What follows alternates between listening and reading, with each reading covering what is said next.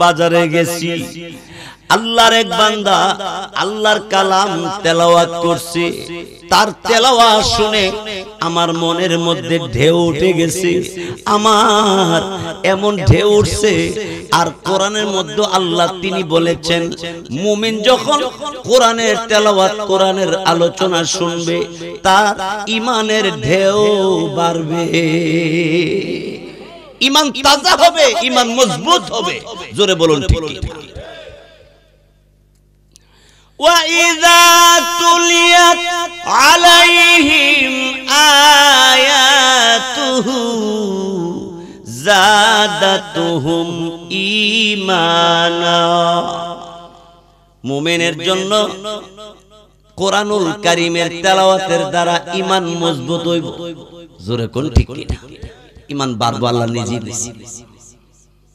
আল্লাহর বান্দা মুসলমান পুলিশ এই খবর পাইয়া ঘর থেকে বের হয়ে আসে। এলাকার লোকেরা ডাক দিয়ে বলে, এই পুলিশ ভাই, কি খবর পাইলেন আল্লাহর বান্দার আমলের ব্যাপারে?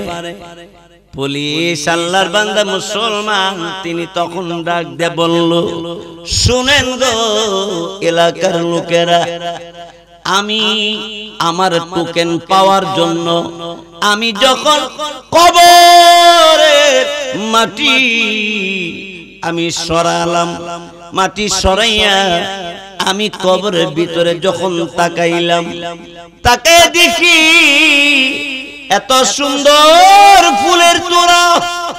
সুবহানাল্লাহ বলে, আরো জোরে বলে আল্লাহু আকবার। এত সুন্দর ফুলের তোড়া, ফুল দিয়া সাজানো, কবর অল্প জায়গা, কিছুক্ষণ আগে শোয়া দিয়ে গেলাম, জায়গা অল্প নাই, বিশাল বড় জায়গা। এত বড় জায়গা কেমন করে হইল? চতুর্দিকে ডেকোরেশন এত সুন্দর করে আমি বহু জীবনে ফুলের তোড়া দেখেছি, এত সুন্দর ফুলের তোড়া আমার জীবনে কোনোদিন দেখি নাই, এত সুঘ্রাণ কোনোদিন আমি আর পাই নাই। একজন দামি মানুষে কথা বললে সবাই খুব মনোযোগ দিয়ে শুনে। বলেন তো আল্লাহর চাইতে দামি আর কেউ আছে? স্বয়ং আল্লাহর কথা। সুবহানাল্লাহ বলবেন। গামছা বেচে একজন গরিব মানুষ বাজারে গেছে,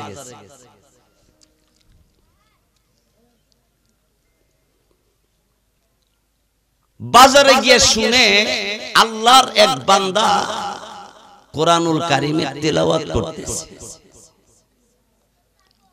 আল্লাহর বান্দা তেলাওয়াত শুনে মানুষ একত্রিত হইয়া দাঁড়াইছে। এই গামছা বেচে গরিব মানুষটাও গিয়েও দাঁড়াইছে, আল্লাহর বান্দা পড়তেছে, আফালা ইয়ানজুরুনা ইলাল ইবিলি কাইফা খুলিকাত ওয়া ইলাস সামাই কাইফা রুফিআত ওয়া ইলাল জিবালি কাইফা নুসিবাত ওয়া ইলাল আরদি কাইফা সুতিহাত ফাযাক্কির ইন্নামা আনতা মুযাক্কির। সুবহানাল্লাহ। এখানে আল্লাহ বান্দারে প্রশ্ন করে, ও বান্দারা তাকায় দেখো, উঠ আল্লাহ আমি আল্লাহ কেমনে বানাইছি? আল্লাহ জিগা, তারা কি একবারও খেয়াল করে না, একবারও দেখে না তাকাইয়া যে উট বানাইলাম কেমনে আর তোরে বানাইলাম কেমনে রে বান্দা? তুই একবারও চিন্তা করস না? উডের ফিটটা গুছা, ফাসাটা নেশা, গলাটা লম্বা, মুখটা সুক্কা, ডগ ডাকের কোন লাইন গলা লইল, ঠিক কিনা জোরে? এরকম বেহা বুহা করে বানাইলে আমরা রিক্সাওয়ালা লই দেখলে রিক্সাওয়ালা আমরা দিকে মাপ চাইল, দোয়া করলো, দোয়া চাই, আমার 12 লাগতো না, আমরা লইতাম। ঠিক এই বেহা বুহা করে বানা দিলে টাচ মোবাইল লেগে বুঝতাল নিলে, হ্যাঁ আর এখন তো মাথাটা বালা করে ফিতাটা তুললা আতো টাচ মোবাইলটা লইয়া লেখাপড়া থাকুক আর না তো টাই একটা লাগায়া শৈল বইল বালা সেন্টেন মাইরা বেড়ার মতো কোটোটার মধ্যে বইছে যেমন দেখা যায় পৃথিবীর সারা স্কুলে একলি বসে।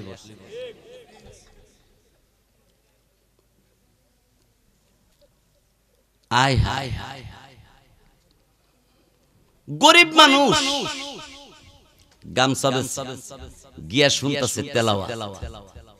ফাযাক্কির আমাদের নবীকে আল্লাহ বলেন হুজুর হাবিব আপনি ওয়াজ করেন। ইন্নামা আনতা মুযাক্কির আপনার কাজই ওয়াজ করা। সুবহানাল্লাহ। রাসূল আল্লাহ কয় আপনি ওয়াজ করেন। রাসূল সাহাবায়ে কেরামদেরকে ওয়াজ করতেছে, সবার শেষে একজনকে ওয়াজ করছে হুজুর হযরত আলী রাদিয়াল্লাহু তাআলা আনহু। আলী তুমি প্রতিদিন 4000 দিনার আল্লাহর রাস্তায় সদকা করবে। কয় হাজার দিনার? হযরত আলী রাদিয়াল্লাহু তাআলা আনহু ডাক দেখো হুজুর আমনে তো আমার অবস্থা ভালোই জানেন, এরপরে এটা কি কইলে? আমি দান করতাম। হ্যাঁ আলী তুমি প্রতিদিন 4000 দিনার আল্লাহর রাস্তায় সদকা করবে। হযরত আলী রাদিয়াল্লাহু তাআলা আনহু ডাক দেখো হুজুর ঘরে কোনদিন পাক শাক হয় আর কোনদিন হয় না, কোনদিন আপনার বাড়িতে খাই কোনদিন না খায়া থাকি, কি করে দান করেন? আল্লাহর নবী বিশ্ব নবী রাহমাতুল লিল আলামিন বললেন হে আলী ঘুমের আগে তুমি 4 বার সূরা ফাতিহা পড়ে ঘুমাইবা, 4000 দিনারের সদকার সওয়াব তোমার নামে হবে। এই আমলটা কি আমরা করতে পারবো? প্রতিদিন ঘুমের আগে সূরা ফাতিহা, সূরা ফাতিহা আবার বিচারেন না জান আলহামদুলিল্লাহ সূরা কোন সূরা? এই আলহামদু সূরাটা রাত্রে বেলা ঘুমাইবার আগে 4 বার পড়ে ঘুমাই। কো হুজুর ফরম কোন সময়? আমার কানের ভিতরে তো বল্টু থাকে, ইয়ারফোন হিন্দি গানের তুফান ভিতরে পায়ে ভিতরে ইয়ারফোন কানের ভিতরে ঢুকায়া রাত 12টা 1টা পর্যন্ত গান শুনতে শুনতে আর ভাল লাগে না। এরপরে মানুষ আগে দেখছি খাবলায়া মাটি থেকে আলো তুলতো, এখন মোবাইলের মধ্যে আলো তুলে খালির বিচারে কি জানি বিচারে জোরে কোন ঠিক বাদ যে 3টা এরপর আর ঘুম রাখতে পারে না, এই গান শুনতে শুনতে ঘুমায় গেছে। নাউজুবিল্লাহ করলে আরো জোরে বলুন নাউজুবিল্লাহ।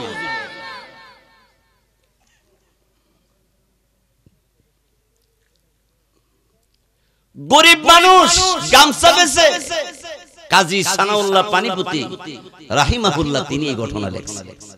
কোরআনের কত বড় ইজ্জত!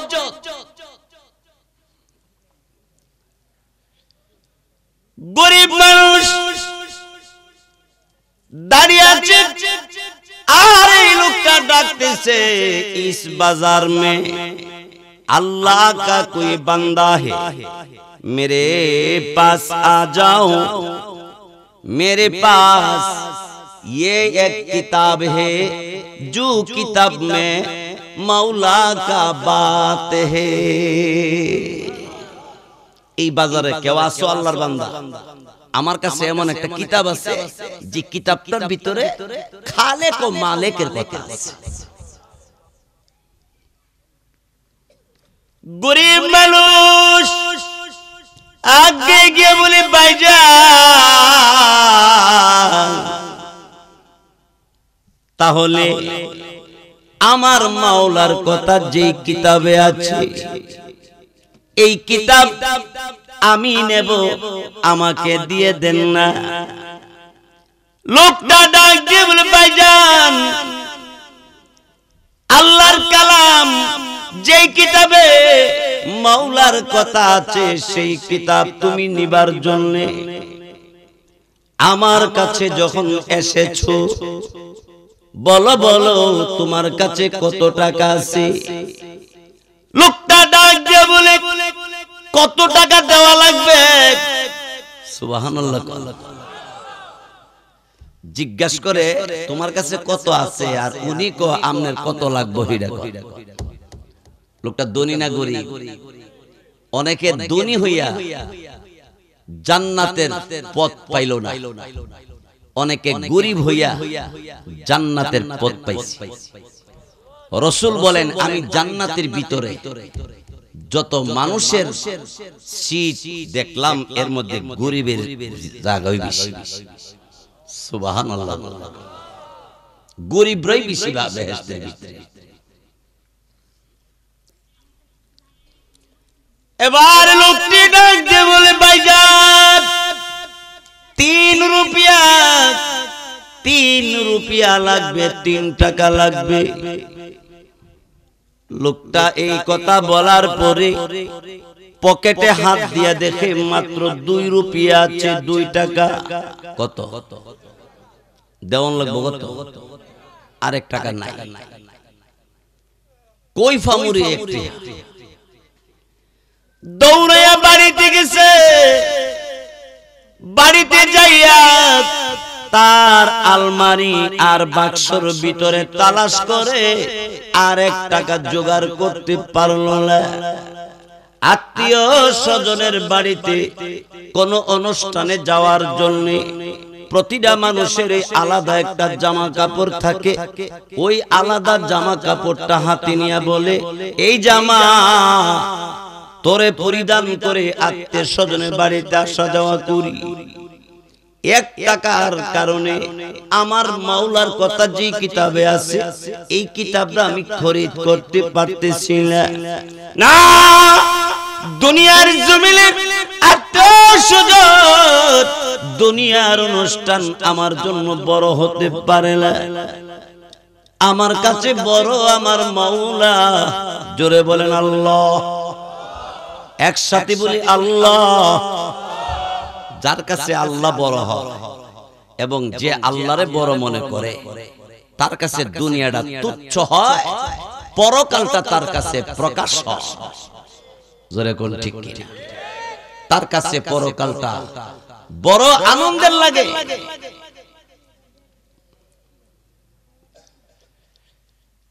এবার জামা লইয়া বাজারে থেকে রোয়ালা, বাজারে যাইয়া ডেকে ডেকে বলে কে আছো আমার কাছে আসো। লোকেরা এই লোকের কাছে আসার পরে ডাক দিয়ে বলল ভাইজান আমার একটা জামা বিক্রি করার জন্য নিয়ে আসছি, আমার এই জামাটা কে কিনবেন? আপনারা তাড়াতাড়ি বলেন কে কিনবেন। লোকেরা ডাক দিয়ে বলে এই ভাইজান আপনারে জানি গামছা বেচা কিনা করেন, আপনি জামা নিয়ে আসলেন কোন কারণে? লোকটার চোখের পানি ধা ধা করে ছেড়ে দিয়ে কাঁদতে আরম্ভ করছে। এলাকার লোকেরা ডাক দিয়ে বলে কি ভাই কান্দেন কেন? লোকটা ডাক দিয়ে বলে ভাইজান দেরি কইরেন না আপনারা, ওই বাজারে ওই পাশে আমার মাওলার কথা যে কিতাবে আছে এমন একটা কিতাব 3 টাকা হাদিয়ার বিনিময়ে নেওয়া যাবে। আমি 2 টাকা জোগাড় করেছি আর 1 টাকা কম। এই জামা বিক্রি করে আমি আমার মাওলার কথা যে কিতাবে আছে এই কিতাব আমার বাড়িতে নিব। তোমরা কে কিনবা তাড়াতাড়ি বলো। জামা বিক্রি করে দিল। 3 টাকা নিয়ে ওই লোকের হাতে দিয়ে দিয়েছে। ওই লোক কিতাব দেওয়ার আগে, কোরআনুল কারীম তার হাতে দেওয়ার আগে জিজ্ঞাসা করে তুমি কি কোরআন পড়তে জানো? এবার লোকটা কান্দে, চোখের পানি ছেড়ে ছেড়ে দাঁড়ায়া দাঁড়ায়া যখন কান্দে,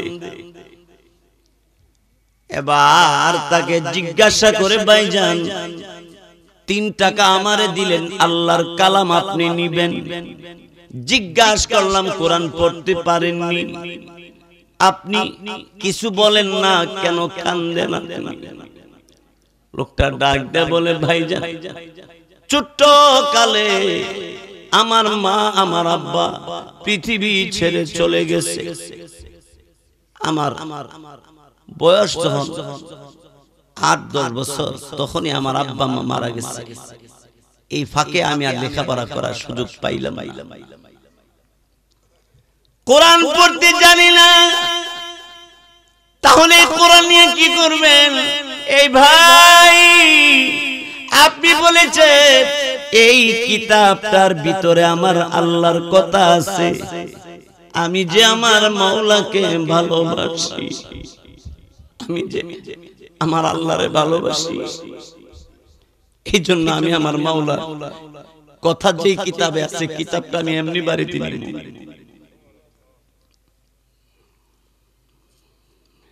আল্লামা কাজী সানাউল্লাহ পানিপতি রাহিমাহুল্লাহ তিনি বলেন, এই লোকটা বিয়ে করার পরে তার একটা মাত্র মেয়ে হইছে। মেয়েটা হওয়ার পরে তার বিবিও মারা গেছে। একটা মাত্র মেয়ে, এই মেয়েটারে নিয়ে কোন রকম দিন রাত কাটায়। এবার আল্লাহ রাব্বুল আলামিনের কালাম কোরআনুল কারীমকে বুকে লাগায়া লাগায়া কোরআনুল কারীম বাড়িতে নিয়ে আসছে আয়েশা। মাথার উপরে তক্তা বাঁধছে, তক্তার উপরে আল্লাহর কালাম রাখছে। আমার মাওলা সর্বোচ্চ সর্বশক্তিমান, আমার মাওলার কথাও থাকবে সকলের উপরে। উত্তরবঙ্গে গিয়ে শুনি ইমাম সাহেব হুজুরের চাকরি গেছে। কেন? হুজুরকে দাওয়াত করছে এক ভদ্রলোক, গিয়ে দেখে কোরআন শরীফ ঘরের বারান্দার মধ্যে। ইমাম সাহেব বলল, ভাই সাহেব আপনি কি বারান্দা বসেই কি প্রতিদিন কোরআন পড়েন? না, কোরআন পড়ার সময় কি আর আমার আছে? ফ্যাক্টরি টেক্টরি লইয়া বিশাল বেজির মধ্যে আছে, তো বারান্দা রাখলেন যে? ছেলে তো দুইটা ইটালি থাকে, তো ছেলে বিশাল বড় টিভি পাঠাইছে, টিভি তো ঘরে, এই জন্য চিন্তা করলাম কোরআন শরীফও ঘরে থাকবে, টিভিও ঘরে থাকবে, কোরআনের বেয়াদবি হবে, এই জন্য কোরআন বাইরে আনছে আর টিভি ঘরের ভিতরে রাখছে। ভদ্র না অভদ্র? অভদ্র কোন ক্লাস আছে?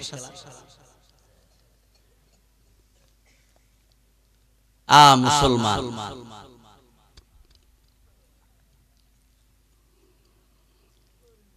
ইয়ার পরে আল্লাহর বান্দা, আল্লাহর কালাম কোরআনুল কারীমকে সারাদিন গরিব মানুষ কাজ কাম করে, রাতের আধারে এলাকার সব মানুষ ঘুমের ঘরে যখন ঘুমাইয়া যায়, আল্লাহর বান্দা কোরআনুল কারীমকে খুলে লাইনে লাইনে আঙ্গুল ঘুরায়া ঘুরায়া বলে, এ মাওলা কা বাত হে, এ আল্লাহ কা কালাম হ্যায়, এ আল্লাহ কা কালাম হ্যায় বলে লাইনে লাইনে আঙ্গুল ঘুরায়। পড়তে তো জানে না, খালি কয় এটা আমার মাওলার কথা, এটা আমার আল্লাহর কথা।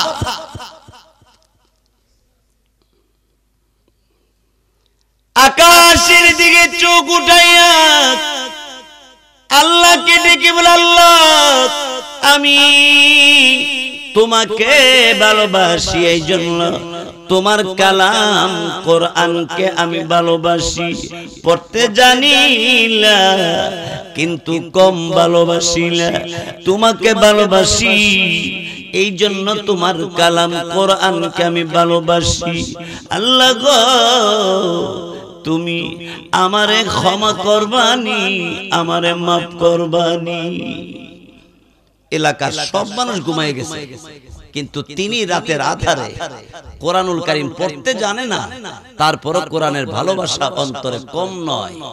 লাইনে লাইনে আঙ্গুল ঘোরায়া বলে, এটা আমার মাওলার কথা, এটা আমার আল্লাহর কথা।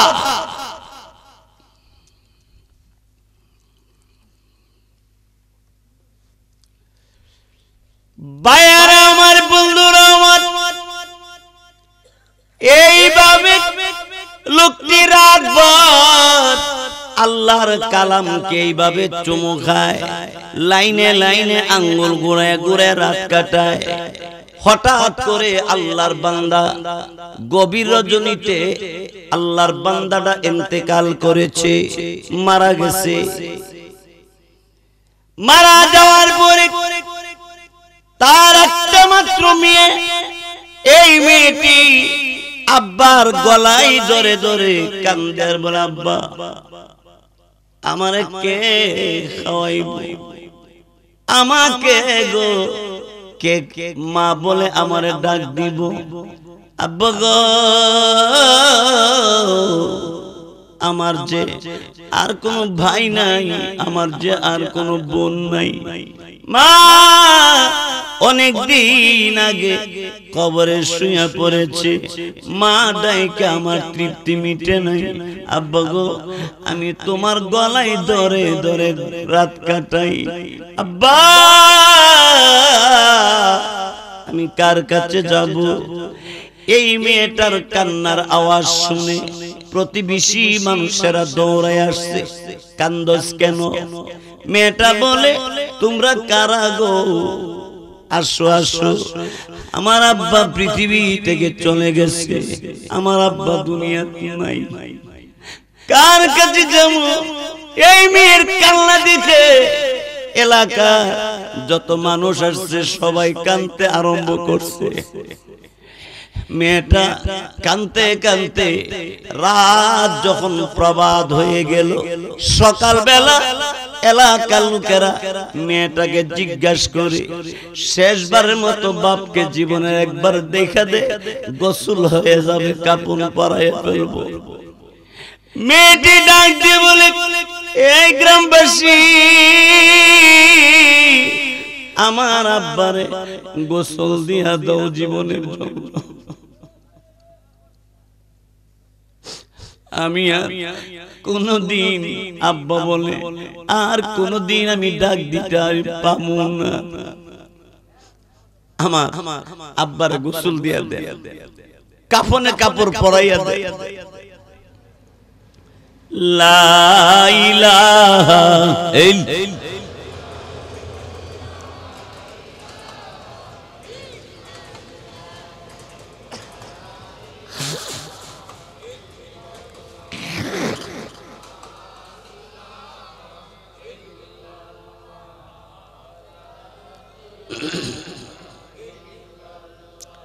লা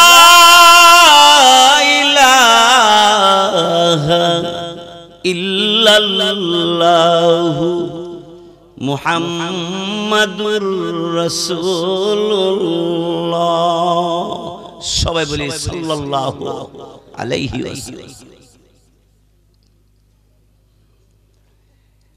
এলাকার মানুষ তারে গোসল দিছে, কাফনের কাপড় পরাইয়া এলাকার লোকদেরকে ডাইকা বলল, কে জানাজা পড়াইতে পারো? কেউ স্বীকার করে না, অর্থাৎ জানাজা পড়াইতে কেউ পারে না। দুই একজন যারা জানাজা পড়াইতে পারে, এরা অনেক দূরে সফরে চলে গেছে। এরা জানাজা পড়াইব কেমন করে? আসতে অনেক দিন পরে আসবে। গ্রামের লোক সব পেরেশান হয়ে গেল। হায় রে, এই লোকে গত রাত্রে ইন্তেকাল করলো, সকাল 10টা 11টা বেজে গেল, এখনো জানাজার নামাজটা পড়ানো হইল না। আরে কি করা যায়? এলাকার সব মানুষ পরামর্শের মধ্যে বসছে, পরামর্শ করে সিদ্ধান্ত নিল, চলো চলো লাশ নিয়া রাস্তার পারে যাই। রাস্তার কিনারে লাশ রেখে আমরা দাঁড়ায়া থাকবো। রাস্তা দিয়া বিভিন্ন এলাকার লোক আসা যাওয়া করে, এদের মধ্যে যদি কেউ জানাজা পড়াইতে পারে, ওই লোকের দিয়া জানাজা নামাজটা পড়ানো হবে। এই সিদ্ধান্ত নিয়ে এলাকার লোক লাশ নিয়ে রাস্তার কিনারে লাশ রাখছে। এবার কত মানুষ আসা যাওয়া করে, কিন্তু জানাজা পড়াইতে পারে এমন লোক পাওয়া যায় না। হঠাৎ করে তাকায় দেখে একজন মানুষ ঘোড়া দিয়ে আসতেছে, ঘোড়ার উপরে বসা, তার দাঁড়িয়ে আছে, নবীজির সুন্নত, মাথায় টুপি আছে। এলাকার লোক চিন্তা করলো, ওই যে ঘোড়া দিয়ে একটা লোক আসতেছে, মনে হয় তিনি জানাজা পড়াইতে পারবে, কারণ ওনার মুখে দাঁড়িয়ে আছে, আবার নবীজির সুন্নত টুপি আছে, মনে হয় তিনি জানাজা পড়াইতে পারবে। ঘোড়াওয়ালা লোকটা কাছাকাছি আসার পরে এলাকার সব মানুষ রাস্তার মাঝখানে দাঁড়ায় বলছে, ভাই একটু দাঁড়ান। উনি ঘোড়ার লাগাম ধরে ঘোড়া থামাইলেন, জিজ্ঞাসা করলেন, কেন আমাকে এইভাবে আপনারা দাঁড় করাইলেন? গ্রামের লোকেরা বলল, ভাইজান গত রাতে আমাদের গ্রামের একজন গরিব মানুষ, মুসলমান, তিনি মারা গেছে। ওনার মা নাই, বাবা নাই। ভাই আমরা গ্রামের মানুষ, তার জানাজা পড়াইবার জন্য অনেক চেষ্টা করছি, কিন্তু আমাদের এলাকায় জানাজা পড়াইতে পারে এমন কোন লোক আমাদের এলাকায় নেই। আলহামদুলিল্লাহ আপনাদের দেবগ্রাম এই মাদ্রাসার কারণে এবং আশপাশ আরো বিভিন্ন দ্বীনি প্রতিষ্ঠান থাকার কারণে প্রত্যেকটা গ্রামে দুই একজন হাফেজ আলেম আছে। আলহামদুলিল্লাহ, আরো জোরে কোন আলহামদুলিল্লাহ।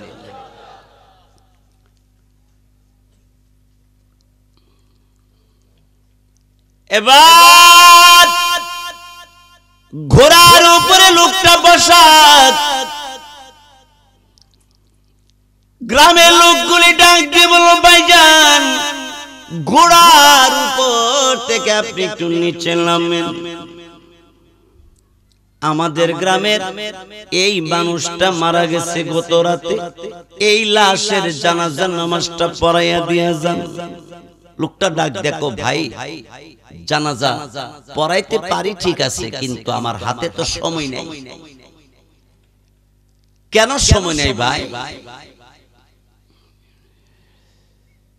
আল্লাহর বান্দা ঘোড়ার উপর থেকে বলতে আছে, এই ভাইজান আমার হাতে সময় নাই, কারণ আমি সরকারি চাকরি করি, টাইম মতো অফিসে আমার উপস্থিত হওয়া লাগবে, সময় হয়ে গেছে, আমাকে ছেড়ে দাও, আমি চলে যাই। গ্রামের মানুষ বলল, ভাইজান আপনার যদি কষ্ট হয় আমাদের একটা অনুরোধ, জানাজা নামাজটা পড়াইয়া দিয়া যান। জানাজা নামাজ পড়লে সওয়াব আছে না? রাসূল বলছে, মুসলমানের জানাজায় কোন মুসলমান উপস্থিত হয়ে জানাজার নামাজ পরিপূর্ণভাবে আদায় করলে এক কিরাতের সওয়াব পাবে। আবার বলছে রাসূল, ওই লাশ, মুসলমানের লাশ যে দাফনের কাজটা কমপ্লিট করবে, সে আরেক কিরাতের সওয়াব পাবে। সাহাবায়ে কেরাম আরজ করলেন, ইয়া রাসূলুল্লাহ, এক দুই কিরাত বললেন, দুই কিরাত কি? রাসূল বললেন, বড় বড় পাহাড়ের সমপরিমাণ সওয়াব আল্লাহ তাআলা তারে দান করেন। অর্থাৎ উহুদ পাহাড় সমতুল্য সওয়াব পাবেন যদি আপনি একজন মুসলমানের জানাজা যাইতে পারেন। দলের হক আর বিদলের হক, মুসলমান কিনা খবর নেই, জোরে কোন ঠিক ঠিক।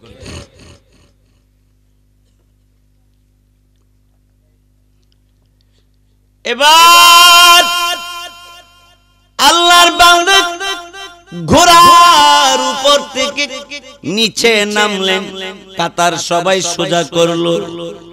জানাজা নামাজ আদায় করার পরে গ্রামের লোকেরা বলে, ভাইজান লাশ কবরে আমরা কেউ কোনোদিন নামাই নাই, জানি না কোরআন কবরের ভিতরে লাশ কেমন করে রাখতে হবে, এই নিয়ম কানুন আমাদের জানা নাই। আপনি যেহেতু জানাজা পড়াইতে জানেন, লাশ কবরে নামানোর নিয়ম আপনি জানেন। লাশ নামানোর সময় কি পড়ে? বিসমিল্লাহি ওয়া আলা মিল্লাতি রাসূলিল্লাহ। ওই সময় কয়ে কোনো দলের নাম নেই, জীবনও নেই। দুনিয়াতে আসার পর আল্লাহর নাম, দুনিয়াতে যাওয়ার সময় আল্লাহর নাম, মাঝখানে খালি দল আর ঠেলাঠেলি করলে কি জব দিবা কবর হিসাব করে আলো।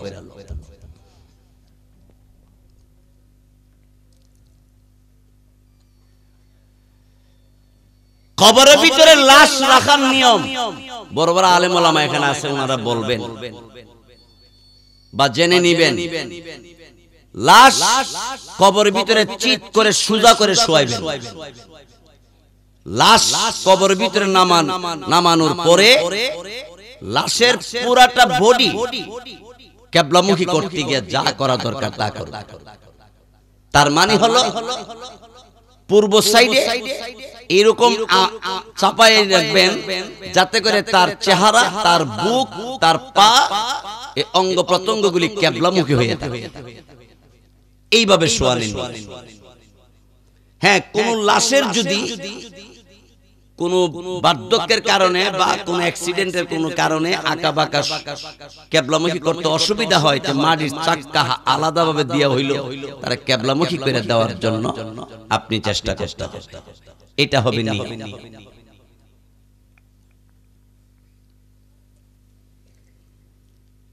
আল্লাহর বান্দা জানাজা নামাজ পড়াইয়া গ্রামের মানুষের অনুরোধ রক্ষা করতে গিয়ে লাশ কবরের ভিতরে নিয়ম মতো দাফনের কাজটা কমপ্লিট করে ঘোড়ার উপরে উঠে উনি রওনা হয়ে যায়। এমনি এলাকার মানুষ সামনে দাঁড়ায় বলে, ভাই জানাজা পড়াইয়া লাশ দাফন কইরা আমাদের অনেক উপকার করছে। ভাইজান একটা কথা বলি, আপনি যে সরকারি চাকরি করেন, কোন ডিপার্টমেন্টে করেন এটা তো আর বললেন, এটা আমরা জিজ্ঞাসা করলাম। লোকটা ডাক দিয়ে বলে, এই মিয়ারা শুনেন, আমি পুলিশ ডিপার্টমেন্টে চাকরি করি। কোন ডিপার্টমেন্টে চাকরি? Police department. এলাকার মানুষ আশ্চর্য হয়ে বলে, আপনি পুলিশ? বলে হ্যাঁ। তা আপনার দাড়ি আছে? আমি দাড়ি, এই যে আমার দাড়ি উঠছে পর থেকে আমি খুর লাগাই। কেমন মুসলমান? তা আপনার মাথায় নবীজির এত সুন্দর সুন্দর টুপি লাগাইলেন, আপনার কি পুলিশের ড্রেস পান নাই? আপনি পুলিশ পোশাক নাই আপনার? লোকটা ডাক দিয়ে বলে, ভাইজানেরা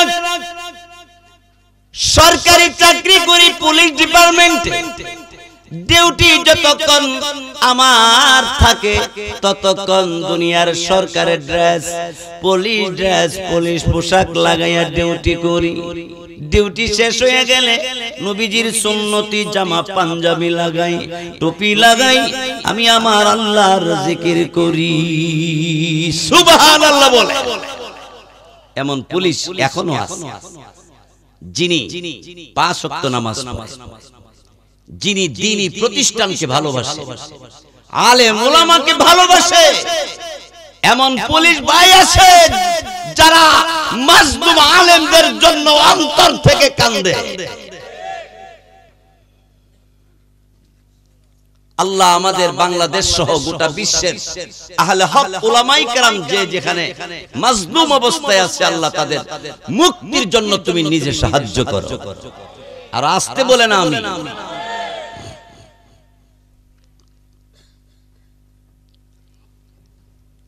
আল্লাহর বান্দা এবার পরিচয় দিয়া, এই পুলিশ আল্লাহর বান্দা মুসলমান, তিনি ঘোড়ার উপরে উঠে চলে গেল অফিসে। যাওয়ার পরে অফিসের নিয়ম, একটা টোকেন দেখায়া, একটা কার্ড দেখায়া ঢুকতে হয়। পকেটে হাত দিয়া দেখে ওই যে আইডি কার্ড টোকেন এটা পকেটে নাই। হায় হায়, আমার এই টোকেন ছাড়া তো আমার অফিসে ঢুকতে দিবে না। তাড়াতাড়ি করে আবার ঘোড়ার উপরে সোয়ার হইয়া যে এলাকায় জানাজা পড়াইছিল ওই এলাকায় চলে আসে। এলাকার লোকেরা ডাক দিয়ে বলে ভাইজান গেলেন মাত্র আবার চলে আসলেন, কি ব্যাপার আমরা বুঝতে পারলাম না। পুলিশ আল্লাহর বান্দা মুসলমান তিনি তখন ডাক দে বলে, ও আমার ভাইজানেরা, আমার একটা টোকেন পকেটে ছিল, যেই টোকেন দেখাইয়া অফিসে প্রবেশ করতে হয় সেই টোকেনটা আমার পকেটে ছিল, হারিয়ে গেছে, পাই না। অফিসে ঢুকবার মতো কোনো পথ আমার নাই। সবাই মিলে জানাজার ময়দানে তালাশ করলো, টোকেনটা পাওয়া গেল না। এলাকার সব মানুষ একসাথে বসে পরামর্শ করলো, এই টোকেন ছাড়া ওনার চাকরি বড় টানা হেসরা হবে, কি করে টোকেন জোগাড় করা যায়। কোথায় জানি টোকেনটা পড়লো।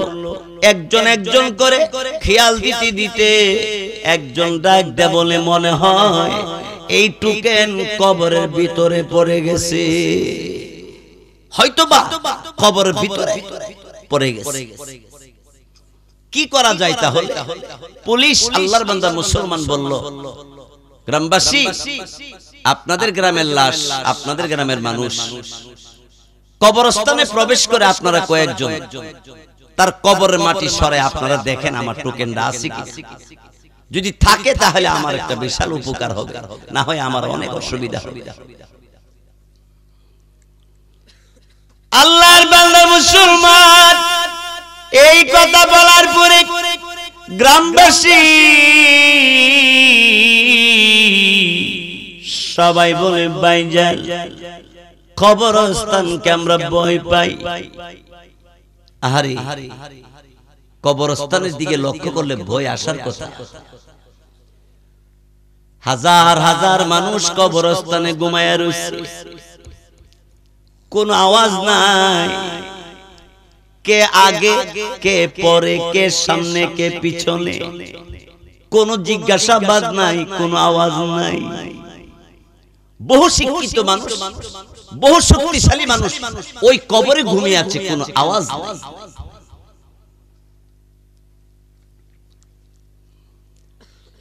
আমার ভাইয়ের, এবার আল্লাহর বান্দা মুসলমান পুলিশ ভাই তিনি তখন ডাক দিয়ে বলল, ও এলাকার লোকেরা, আপনারা যদি সাহস না করেন, অনুমতি আমাকে দিলে আমি কবরস্থানে যাইয়া এই কবরের লাশের মাটি সরাইয়া আমি দেখব আমার টোকেনটা সেই কবরের ভিতরে আছে কিনা। গ্রামের মানুষ তারে পারমিশন দিল, অনুমতি দিল। পুলিশ আল্লাহর বান্দা মুসলমান তিনি কবরস্থানে প্রবেশ করলেন। গ্রামের মানুষ কবরস্থানে বাহিরে সবাই দাঁড়িয়ে আছে। আল্লাহর বান্দা মুসলমান কবরস্থানে ঢুকছে। কবরস্থানের ভিতরে যাইয়া যেই লাশ তিনি দাফন করেছিলেন এই কবরের মাটি একদিক থেকে সরাইয়া কবরের ভিতরে তাকাইয়া আল্লাহু আকবার বলতে আরম্ভ করছে। কিছুক্ষণ সময় কবরের ভিতরে তাকাইয়া অমনই কবরের মাটি আবার জায়গা মতো ঠিক মতো ঢাইকা কবরস্থান থেকে আকাশের দিকে তাকাইয়া আল্লাহর বান্দা বলে, আল্লাহ আল্লাহ আল্লাহু আকবার বলে কবরস্থান থেকে যখন তিনি বের হয়ে আসলো, এলাকার লোকেরা ডাক দিয়ে বলে, ভাইজান আপনার টোকেন পাওয়া গেছেনি। পুলিশ আল্লাহর বান্দা মুসলমান তিনি বলল, এলাকার লোকেরা গো, আমার টোকেনের কথা জিজ্ঞাসা করে লাভ নাই, আমার টোকেনের কথা জিজ্ঞাসা করিও না। বলো বলো, তোমাদের গ্রামের যেই মানুষটার জানাজা নামাজ আমি পড়াইলাম, যেই মানুষটার লাশ আমি দাফন করলাম, বলো বলো গো, তোমাদের গ্রামের এই মানুষটি আল্লাহর দরবারে কি আমল করে গেছে? সুবহানাল্লাহ। গ্রামের লোকেরা বলে, তিনি তো একজন গরিব মানুষ ছিল, তার বাড়িতে আমাদের বেশি একটা আসা যাওয়া ছিল না, আমরা জানি না উনি কি আমল করতেন। পুলিশ আল্লাহর বান্দার মুসলমান জিজ্ঞাসা করে, তাহলে এই লোকটার আমলের ব্যাপারে কার কাছে গেলে জানতে পারবো, এমন কি কোনো জায়গা আছে?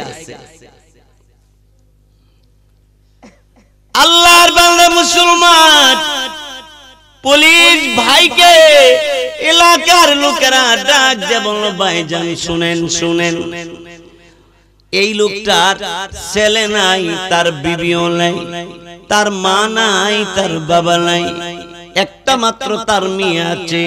মেয়েটার কাছে গেলে জানতে পারবেন কি আমল করত? আল্লাহর বান্দা মুসলমান পুলিশ ডাইরেক্ট চলে গেল ওই মেয়ের বাড়িতে, গিয়ে দেখে ঘরের দরওয়াজা লাগানো আছে। ঘরের দরওয়াজার কিনারে দাঁড়াইয়া ডাক দিয়ে বলে, কে গো ঘরের ভিতরে? ভিতর থেকে জিজ্ঞাসা করলো, কে আপনি? এমনি বাহির থেকে আল্লাহর বান্দা মুসলমান পুলিশ বলল, মা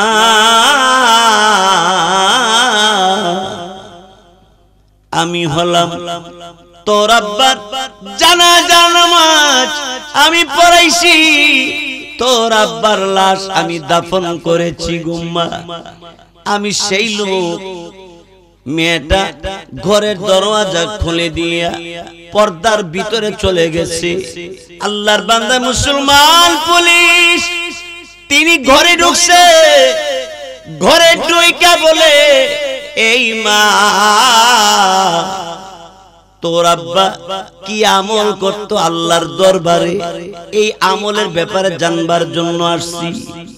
আল্লাহর বান্দা মুসলমান পুলিশকে মেয়েটি ডাক দিয়ে বলে, আমার আব্বারে আমি দেখতাম প্রতিদিন রাতের বেলা এলাকার সব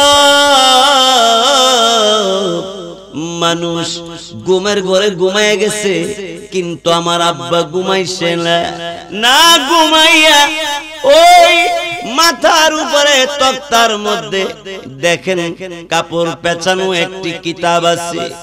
এই কিতাবটা খুলে আমার আব্বা প্রতিদিন রাতের বেলা লাইনে লাইনে আঙ্গুল ঘুরাইতো আর বলতো, এ মৌলা কা বাত হে, এ আল্লাহ কা কালাম হে। অতটুকু জানি আমি, আর জানি দুই চোখের পানি ছেড়ে দিয়া আমার মাওলার কাছে কাঁদতো, ও মাওলা তোমাকে ভালোবাসি, এই জন্য তোমার কালাম কোরআনকে আমি ভালোবাসি। এবার পুলিশ আল্লাহর বান্দা মুসলমান জিজ্ঞাসা করে, তোর আব্বারে কি কোনদিন কোনো কথা জিজ্ঞাসা করিস নাই? হ্যাঁ জিজ্ঞাসা করেছি। আব্বা এমন এক কিতাব কই পাইলেন যেই কিতাবটা নিয়ে সারা রাত্র আপনি ঘুমান না, খালি বলেন এ মাওলা কা বাত হে, এটা মাওলার কথা, আল্লাহর কথা খালি বলেন, চোখের পানি ছেড়ে খালি কান্দেন কেন? আমার আব্বা উত্তরে বলে দিয়েছে আমাকে, মা বাজারে গেছি, আল্লাহর এক বান্দা আল্লাহর কালাম তেলাওয়াত করছে, তার তেলাওয়াত শুনে আমার মনের মধ্যে ঢেউ উঠে গেছে। আমার এমন ঢেউ উঠছে। আর কোরআনের মধ্যে আল্লাহ তিনি বলেছেন, মুমিন যখন কোরআনের তেলাওয়াত কোরআনের আলোচনা শুনবে তার ঈমানের ঢেউ বাড়বে, ঈমান তাজা হবে, ঈমান মজবুত হবে। জোরে বলুন ঠিক কি? وَإِذَا تُلِيَتْ عَلَيْهِمْ آيَاتُهُ زَادَتْهُمْ ঈমানা। মুমিনের জন্য কোরআনুল কারীমের তেলাওয়াতের দ্বারা ঈমান মজবুত হইব। জোরে কোন ঠিক কি না? ঈমান বাড়বে আল্লাহ নিজেই দিয়েছে। আল্লাহর বান্দা মুসলমান পুলিশ এই খবর পাইয়া ঘর থেকে বের হয়ে আসে। এলাকার লোকেরা ডাক দিয়ে বলে, এই পুলিশ ভাই কি খবর পাইলেন আল্লাহর বান্দার আমলের ব্যাপারে? পুলিশ আল্লাহর বান্দা মুসলমান, তিনি তখন ডাক দিয়ে বলল, শুনেন গো এলাকার লোকেরা, আমি আমার টোকেন পাওয়ার জন্য আমি যখন কবরের মাটি আমি সরালাম, মাটি সরাইয়া আমি কবরের ভিতরে যখন তাকাইলাম, তাকায় দেখি এত সুন্দর ফুলের তোড়া। সুবহানাল্লাহ বলে, আরো জোরে বলে আল্লাহু আকবার। এত সুন্দর ফুলের তোড়া, ফুল দিয়া সাজানো, কবর অল্প জায়গা, কিছুক্ষণ আগে শোয়া দিয়ে গেলাম, জায়গা অল্প নাই, বিশাল বড় জায়গা। এত বড় জায়গা কেমন করে হইল? চতুর্দিকে ডেকোরেশন এত সুন্দর করে আমি বহু জীবনে ফুলের তোড়া দেখেছি, এত সুন্দর ফুলের তোড়া আমার জীবনে কোনোদিন দেখি নাই, এত সুঘ্রাণ কোনদিন আমি আর পাই নাই। এত সুন্দর করে রে এই কবরটারে কেডারে সাজাইল, এই কবরে কে সাজাইল? পুলিশ আল্লাহর বান্দা মুসলমান ডাক দিয়ে বলে, এলাকার মানুষেরা রে এত সুন্দর করে সাজাইয়া গুছাইয়া এই ফুলের তোড়া দিয়া কেমন করে সাজাইল? খবর পাইলাম এই লোকটা নাকি কোরআন পড়তে জানতো না, খালি কোরআনকে ভালোবাসতো, পড়তে জানতো না। এর জন্য লোকটা আফসোস করত, আকাঙ্ক্ষা করত।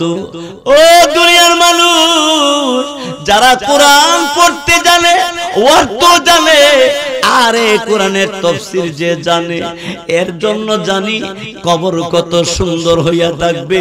আরে নবী যে বলেছে, আল কবরু রাউযাতুম মিন রিয়াজিল জান্নাহ, রাসূল যে বলেছে কারো কবর জান্নাতের ফুল দিয়া সাজানো থাকবে।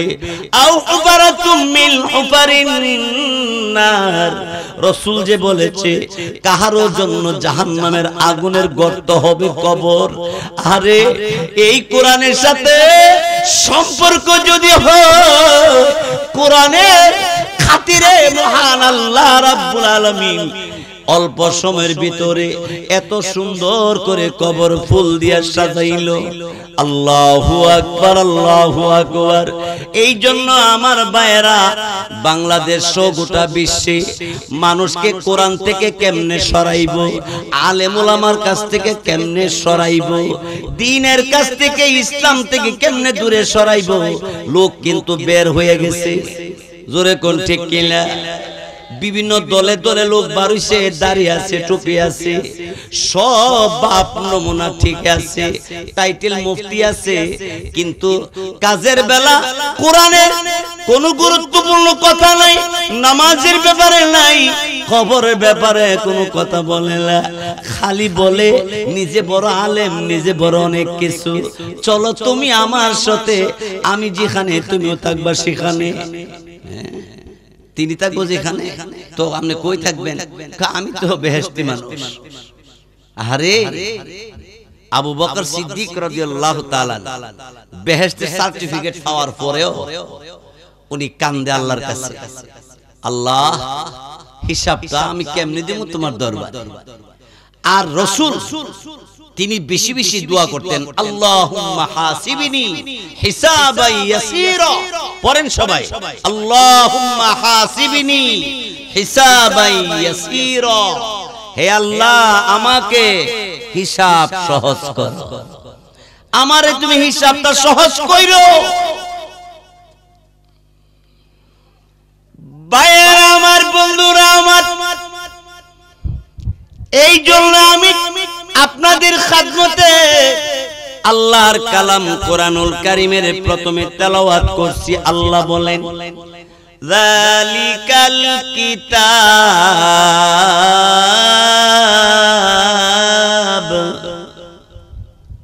এই কিতাব, লা রাইবা ফীহি,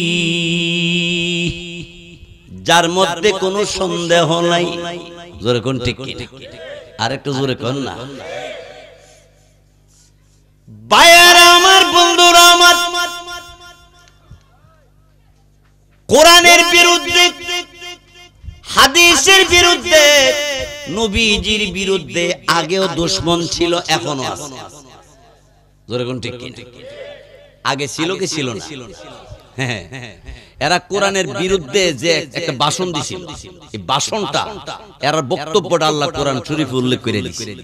পড়বা আয়াতটা, আল্লাহ বলে, وقال الذين كفروا لا تسمعوا لهذا القرآن।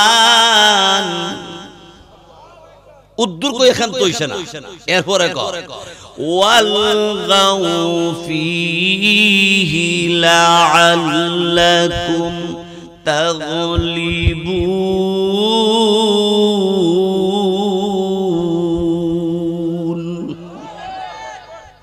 দেখছেন কি কইছে?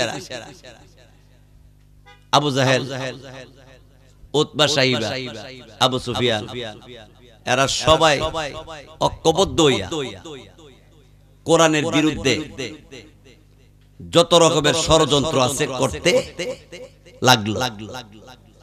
লা ইলাহা ইল্লাল্লাহ, লা ইলাহা ইল্লাল্লাহ।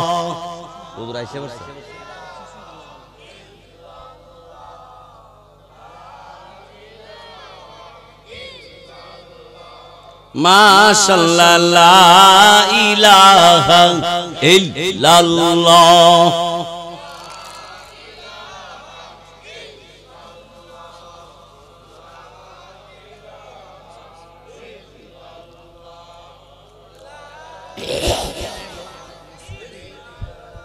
লা ইলাহা ইল্লাল্লাহু মুহাম্মাদুর রাসূলুল্লাহ সাল্লাল্লাহু আলাইহি ওয়াসাল্লাম। আলহামদুলিল্লাহ, আপনারা মাগরিব থেকে এই লম্বা সময় হযরত উলামায়ে কেরামের জবানে অনেক সুন্দর সুন্দর আলোচনা শুনছেন। আমিও আপনাদের সামনে কিছু কথাবার্তা বলছি। আমি আপনাদের কাছে দাবি রাখবো, আমরা প্রতিদিন কমপক্ষে এক পারা কোরআন শরীফ পড়তে চেষ্টা করব। বলে হুজুর এক পারা তো পারবো না, তাহলে কমপক্ষে আধা পারা, তাও না পারলে কমপক্ষে এক পাতা, এক পাতাও যদি না পারি এক পৃষ্ঠা, তাও যদি সম্ভব না হয় সূরা ইখলাস 3 বার হইলো পড়ব। কিন্তু দৈনন্দিন আমরা কোরআন পড়বো ইনশাআল্লাহ। সেই জন্য আপনারা লম্বা সময় বসে আছেন। আমি আগে বলছি, অত্যন্ত মনোরম পরিবেশে সুন্দর করে একটি দ্বীনি প্রতিষ্ঠান, আল্লাহর ঘর, মসজিদ নির্মাণ হয়েছে। এখানে কিছু কাজ বাকি আছে, তন্মধ্যে একটা মেইন কাজ হইল গেট। একটা গেট খুব দরকার। কুকুর, বিড়াল, সিগাল, কত কিছু তো গেট না থাকলে ভিতরে ঢুকলে নাপাক বানায় ফেলবে। যার মাধ্যমে গেটটা হবে। এই পুরা মসজিদে যত আবেদ, যত ইবাদত করেনেওয়ালারা এই গেটের কারণে পবিত্র থাকবে মসজিদ। সমস্ত ইবাদতকারীর সওয়াবের ভাগ আল্লাহ তাআলা আপনাকে দিবেন।